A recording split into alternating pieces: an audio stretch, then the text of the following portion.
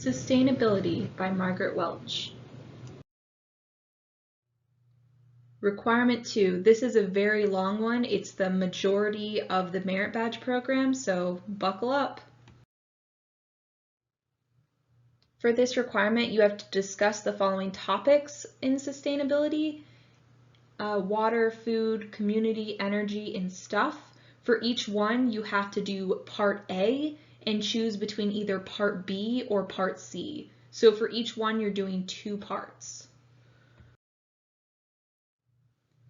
Part A for water asks you to implement a plan to reduce your family's water usage. So we're going to start with part B. Remember, you only have to do either part B or part C, but you must do part A.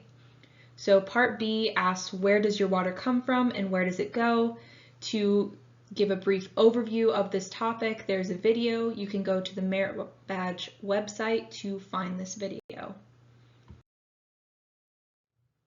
Where does our water come from? It comes from groundwater, which is wells that are drilled, or surface water, which are bodies of water such as the Chattahoochee River, lakes, etc.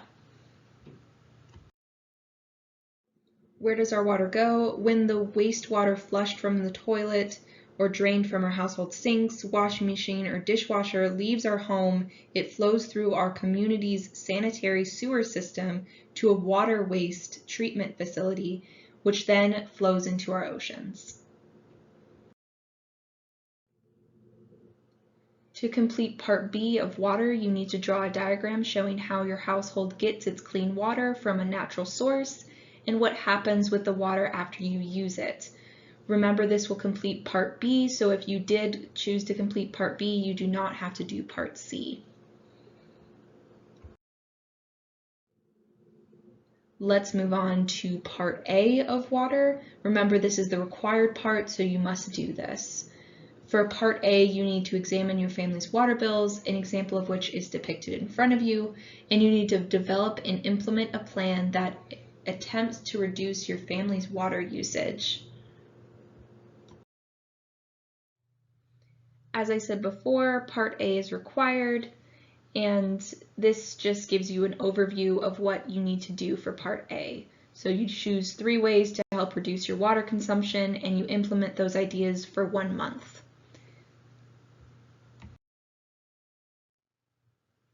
This is an overview of part C. Remember, if you did part B earlier, you don't need to do part C. Part C is a global perspective, so you're going to research 2 areas of the world that have been affected by a drought over the last 3 years, and then you're going to look into their conservation practices and whether they have been effective or not, and then what you would have tried that they did not try. Let's get into the food section. For part A of this section, you need to develop and implement a plan that attempts to reduce your household food waste. To give you some ideas of where this waste could come from and what you can do to reduce it, I prepared a few slides. On average, Americans spend about 6% of their household income on food, but in 2012, 36 million tons of food was thrown away. And there's so many better ways to use this food, like feeding people who are hungry, composting, feeding your animals. There's so many different ways. When you're developing your 2-week plan to reduce your household food waste, think of the food recovery hierarchy. So start with source reduction. Think about not buying as much food at the grocery store or consuming all of it before it goes rotten or spoils in your fridge. Feed hungry people. Donate your leftover food or your soon to spoil food that you know that you're not going to cook to a shelter like St. Vincent de Paul. Feed animals. So if you're able to feed your animals without them having a diarrhea explosion, feed your animals. There's also industrial uses like rendering fats, oils, and grease and turning it into products or biofuel. This isn't available for everyone to do, but if you can do it, by all means. Then compost. If you're able to compost, not all areas allow composting, but if you have access to a composting facility, by all means compost, and then go to the landfill, so throw it away. Here are some more ways to prevent food waste. So make sure you cook and eat what you already have before you go to the store and buy more, or before you go out to eat. Before you go shopping, plan your meals so you're not buying extra food supplies at the store. And only go shopping when you have this plan so that you don't go to the store hungry, and so you're not buying everything off the shelf that you are craving at that moment. Don't buy in bulk if you don't need to. So buying in bulk does often save us money, but it doesn't always save the food because we end up not using all the food and have to throw it away. Make sure you freeze some food items if you're able to, because if you do buy in surplus, so if you buy in bulk and you can freeze a bunch of meat or a bunch of pizzas, do that, and then you have food for an extended period of time. So at restaurants, only order what you can eat.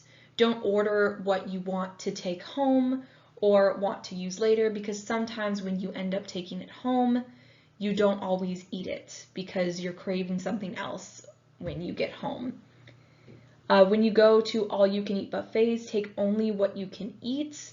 You see a common theme here. You only want to take what you can eat or buy what you can eat. You don't want to take extra, because that just creates more food waste that you then have to dispose of.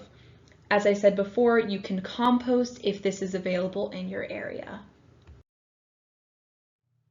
Now that I've given you some ideas of how you can reduce your household food waste, develop and implement a 2-week plan to reduce your household food waste. This is the start of Part B. Remember, you only have to do either Part B or Part C. Part B is a local focus and Part C is a global focus. For Part B, you need to talk about different ways that families, individuals, and communities can create their food sources. So I've listed a few here. You can grow vegetables in garden pots, backyard vegetable gardens, plant fruit trees at your house, raise chickens for eggs if you can, and you can always do community gardens. An example of which is the Milwaukee Growing Power Garden, which the video can be found on the Merit Badge website. If you haven't already, go ahead and write down some ways individuals, families, and communities can create their own food sources. And then after, write down how these ways contribute to a more sustainable way of life if practiced globally. And this will complete option B. This is the start of Part C. Remember, if you did Part B, you do not need to do Part C. For this, you need to research the factors that limit the availability of food and food production in different regions of the world. For example, landforms, weather, etc. Landforms could be the Sahara Desert. In a desert, it's very hard to grow food, so that limits the availability of food. Then you need to tell 3 ways these factors influence the sustainability of worldwide food supplies. Now let's get into the community section of requirement 2. For part A, you need to draw a rough sketch depicting how you would design a sustainable community. To give you some examples, I've prepared a few slides to tell you what a sustainable community is. So a sustainable community is one that is economically, environmentally, and socially healthy and resilient. It meets challenges through integrated solutions, not fragmented approaches that meet one goal at the expense of the others. And it takes a long-term perspective, one that's focused on both the present and future. To practice what you can draw for a sustainable community, take a moment and look at the picture before you and think, is this sustainable or unsustainable, and why?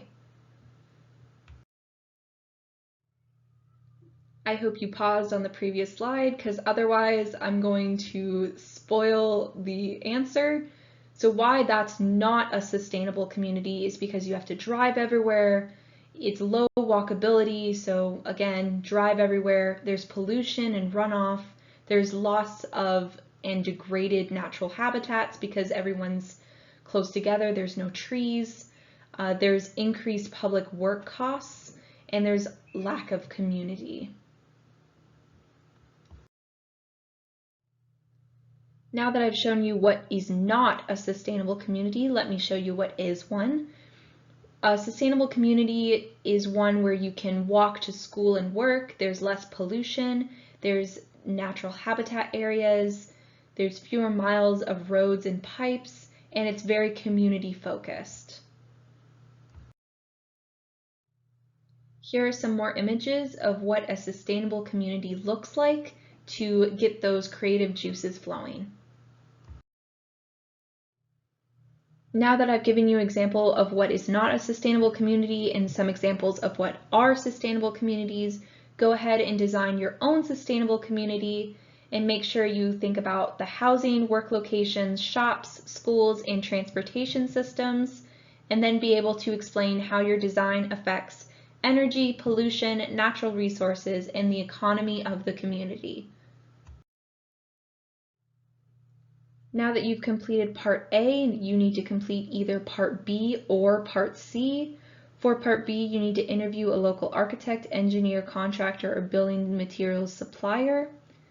So if you know somebody who fits one of those job descriptions, go ahead and reach out to them.